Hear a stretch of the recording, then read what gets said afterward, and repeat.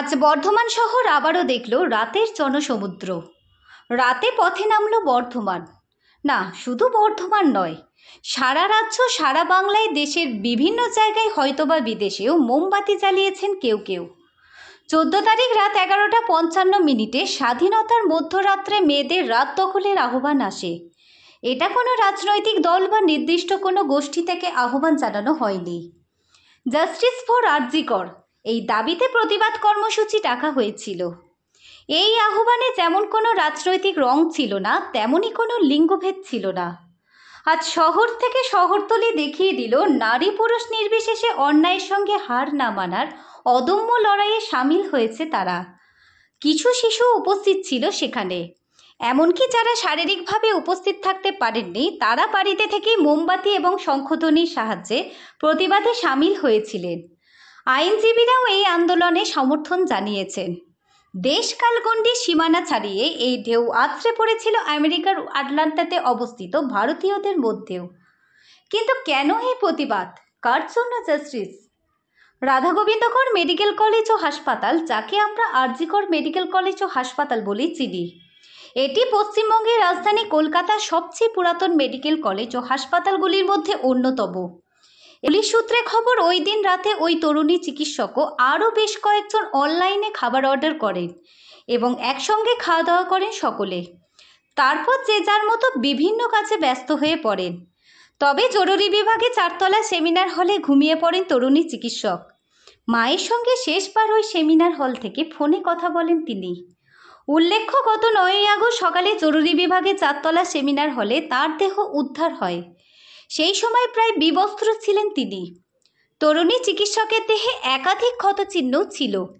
CCTV footage সহ নানা তথ্য প্রমাণের ভিত্তিতে এখনও পর্যন্ত সঞ্জয় রায় নামে এক সিভিক ভলেন্টিয়ারকে গ্রেপ্তার করা হয়।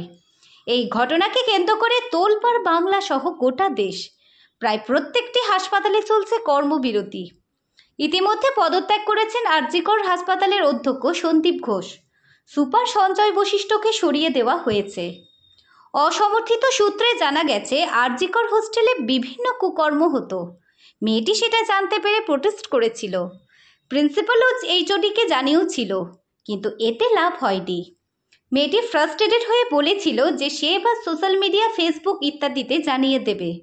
সেখান থেকে গণ্ডগোলের শুরু। প্রথমে ওকে ভয় দেখানো হয়, ওর নতুন গাড়ি ভাঙচুর করা হয়। তারপর রাতে প্ল্যানফুলি টর্চার করার ফন্দি হাঁটে ছেলেগুলো।